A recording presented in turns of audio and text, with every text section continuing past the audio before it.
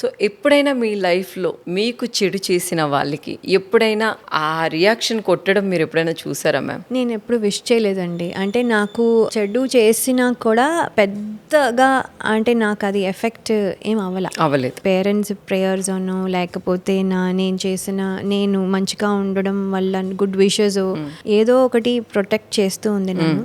నాకు పెద్ద ఇష్యూస్ అవ్వాల్సినప్పుడు కూడా అది అవ్వకుండా so some times we'll have a bad experience లో కూడా నన్ను ఏదో ఒక పవర్ ప్రొటెక్ట్ చేసింది. I don't know what it is. ఒక వైఫ్ కానీ ఒక హస్బెండ్కి కానీ ఒక ప్రాబ్లం వస్తే సో మీరు దాన్ని ఎలా సాల్వ్ చేస్తారు మ్యామ్? అసలు వైఫ్ అండ్ హస్బెండ్ దాంట్లో దూరకూడదు, అస్సలు దూరకూడదు. ఎందుకంటే ఇన్ ది ఎండ్ వాళ్ళిద్దరూ ఒకటే అయిపోతారు, మనమే పిచ్చి మొహాలు అయిపోతాం.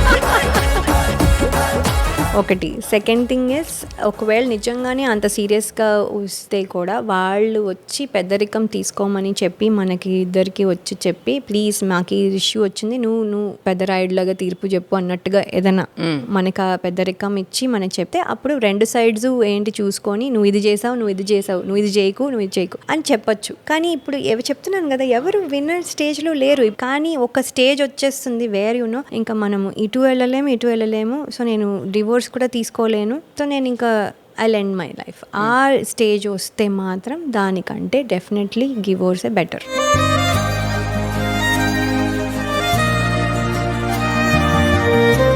వద్దు అనుకున్నప్పుడు మాత్రమే మనం తెంచుకోవాలి ఏదైనా. అంటే ఆ లెవెల్ చాలా ఎక్స్ట్రీమ్ లెవెల్. ఆ గొడవలు ఏంటో నాకు తెలియదు, నేనైతే ఫేస్ చేయలేదు. మా ఇంట్లో అసలు గొడవలే ఉండవు. గొడవలు ఆడుకోరా మేడం? నాకు గొడవ వచ్చేది ఏదైనా ఉంటే, నువ్వు టవల్ ఎందుకు ఇక్కడ పెట్టావు, కొత్తిమీర తెమ్మంటే కరివేపాకు తెచ్చావేంటి,